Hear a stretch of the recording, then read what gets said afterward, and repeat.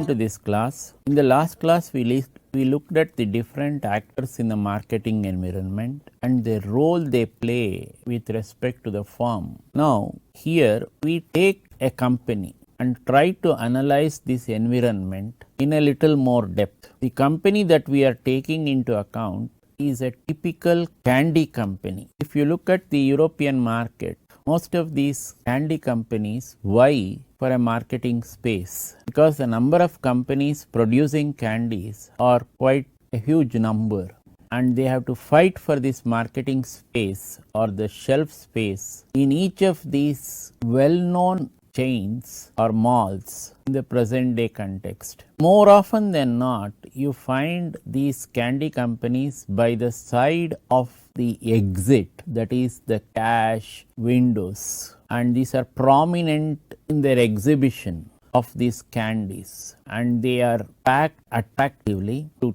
catch the attention of the children. So many nice logos like I am waiting for you and putting a child's this thing on the top of the cover, and then the company is using a lot of incentives to buy these candies, saying 3 for the price of 2, 4 for the price of 3. All these things keep happening in most of these places, and more often than not, when children accompany the elders into this marketplace, it is very probable that the child's attention will be going towards these candies. And when it goes towards these candies, normally the elders will not prevent the child from having candies. So it is in this short time these candies have to be sold. So the children have to find these candies to be very attractive. So the candy companies have to really put in all their skills to make these candies to be attractive to the children, so that the sale can take place in the last 5 minutes or so with respect to these marketing malls or whatever you call that. So this is very popular in the European market and also in the American market. So take a typical candy company. We are trying to take a typical candy company and finding out what are the inputs that are required for making marketing decisions and how these decisions are going to affect the output. Now we look at a typical input-output map for a candy company. If you look at this map, you are seeing 3 compartments here. This is with respect to the company. What is the type of inputs that the company is looking at? These inputs are broadly divided under 3 heads. One is the long and short range goals with respect to the company. Kindly note this. A candy company looks at the target sales growth,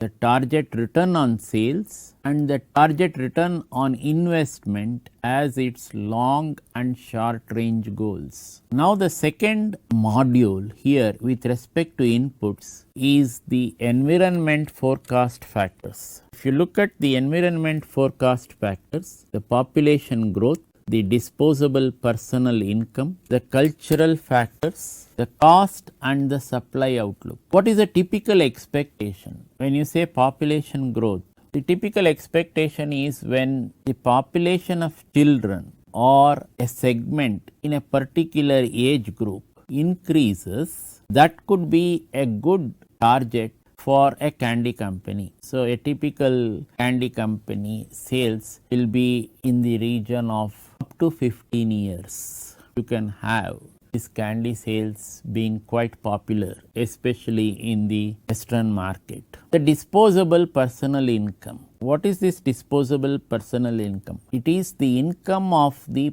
parents or the elders which you are looking at. It is not the income of the child. So when the elders have a disposable personal income, for them this last part of the sale in a typical mall will be this candy, and to make an investment, a typically small investment considering what all they have marketed or gone through the marketing of other items, this small investment nobody will be grudging against having this candy for the child. So the cultural factors. Suppose some segments of the population are averse to their children having candies, then that segment is not a potential market segment for the candy company. But generally, most of the segments do not have a taboo on this candy. Then the next factor in this module on environmental forecast is the cost and supply outlook. So, in order to make these candies, you may require sugar, you may require some coatings to make it sweet, all those types of things. And how does this environment look with respect to the supply of these types of raw materials which go into making the candy? Now, the third module in this input is what we call the marketing factors. The marketing factors are basically two. One is what is called the marketing response assumptions, and the second is what is called the competitive outlook. So, if you look at a typical candy, a candy should not be very sweet. Similarly, the sweetness of the candy should not be very low also. So, the research studies have indicated that if the sweetness is anywhere between 28 to 32% with respect to the candy, the child will like that candy. So, it is this 4% gap. Some candy companies might have a 28% sweetness with respect to the candy, some of them 29, some of them 30, and the child might like to try all these sweet combinations, one at 28, 29, 30, 31, 32.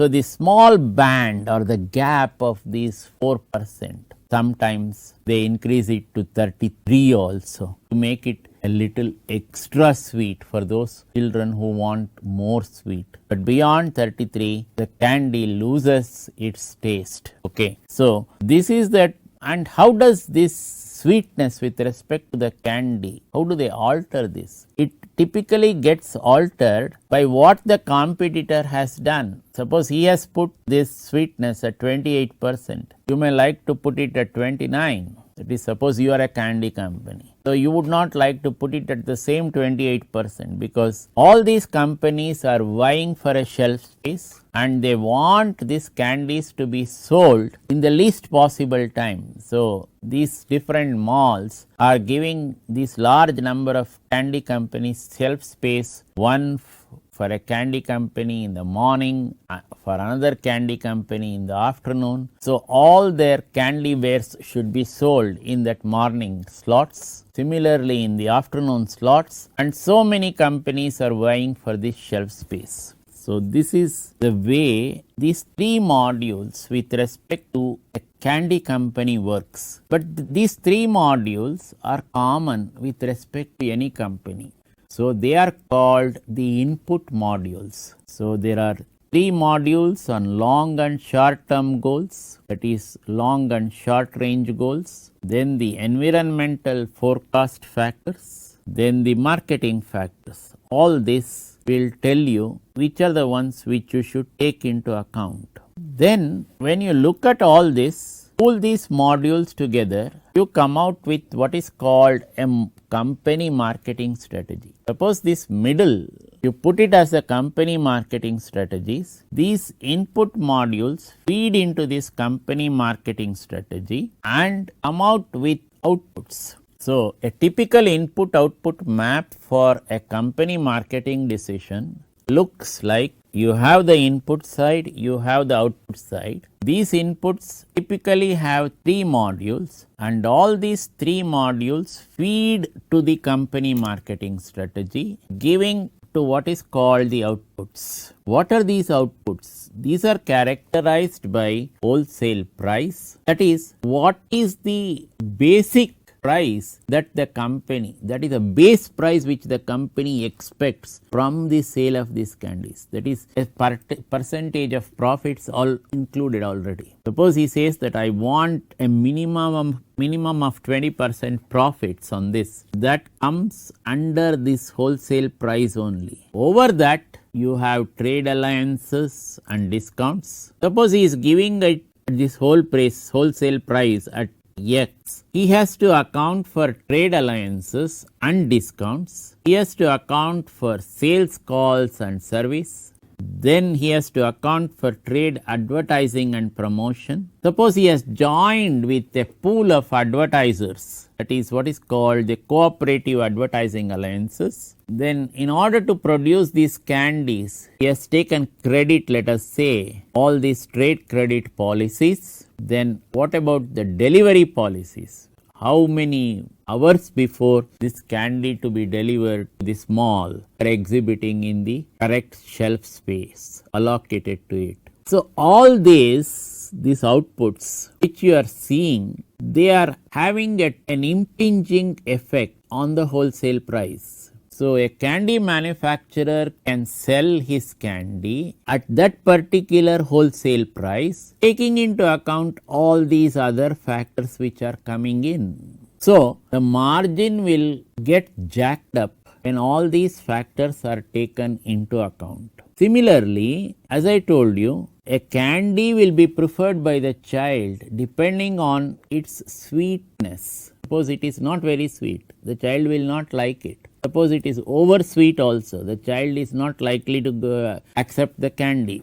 So your product characteristics, your packaging characteristics, it must be a very attractive package for the child. So when the child sees that pack, he or she should be going in for that candy. He would like to pick that candy up from the last shelf of this marketing slot, which is allocated to him at the end, that is a candy company at the end. So taking all these things into account, you fix the retail price. So similarly, a few more things. What is a consumer deals? I told you 3 for the price of 2, 4 for the price of 3. All this going as incentives, it is really decided upon many times at the end. Suppose your sales are coming down, sometimes they increase this intensive so that within the time allocated, all the candies that were exhibited could be sold. So many times in these large shops like the Currys or the Dixons, you find that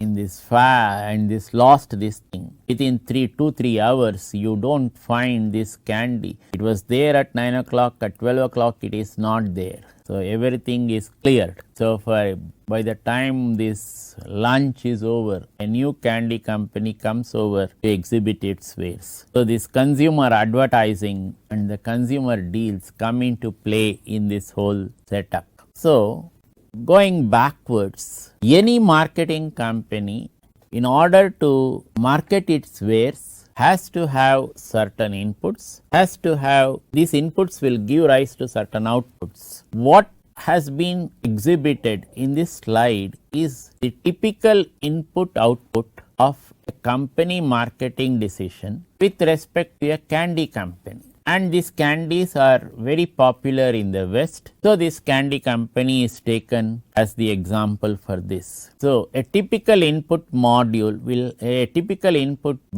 have 3 modules. One on the long and short range goals, second on the environment forecast factors, third on the marketing factors. Then you have the typical outputs when these input modules feed into the company marketing strategy to give the typical outputs which were exhibited with respect to the candy company. Okay. So these 2 modules with respect to the outputs are called the trade marketing mix and the consumer marketing mix. So on the input side you have 3 modules, on the output side you have 2 mixes coming in with respect to the trade marketing mix and the consumer marketing mix.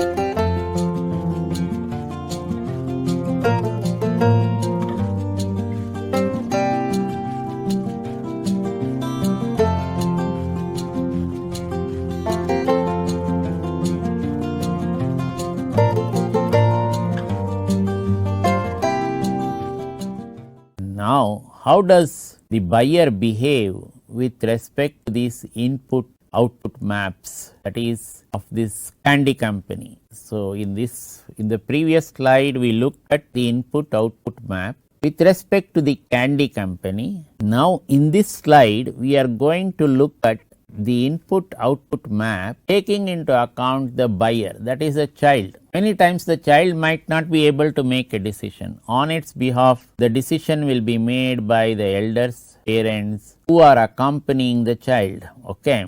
So what is it that goes into their mind? If you look at that, the typical this thing which goes into their mind will be about the child's health.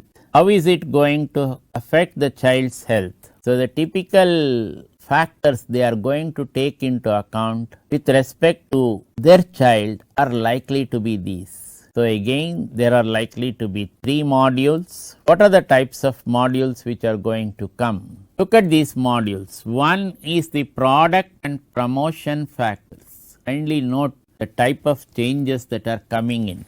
So with respect to the candy company itself, here in the previous slide we had the long and short range goals. Now with respect to the buyer, that is the child, the decision taken by the parent or the elders, we are looking at product and promotion factors. What are the factors that are likely to be involved? The factors that are likely to be involved is the perceived product characteristics. Is it going to harm the child? Is it going to be good for the health of the child? From which company is this candy coming in? All these types of things which the parent is going to evaluate before allowing the child. All this happens very fast. So you see the brand of the candy and the parent is going to make a decision, yes, I am going in for this candy with respect to my child. So the perceived product characteristics, the packaging characteristics, the retail price, the consumer deals and the consumer advertising. So what we called in the previous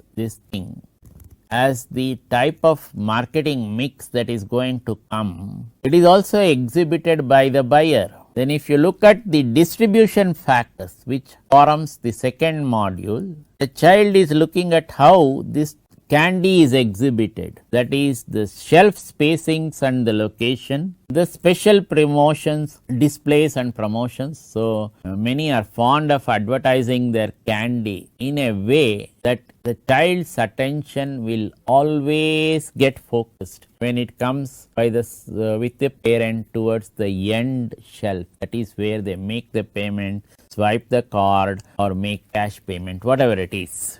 Then the type of retail advertising. So many times they exhibit small catchy banners so that the child will never miss that. And many times they say we are always having a stock of these candies. So it is not going to go out of stock for those 3 or 4 hours time which this mall is going to allot for that particular candy company. So the shelf spacings, the location, the special displays and the promotions, the retail advertising and the in-stock maintenance form what we call the distribution factors.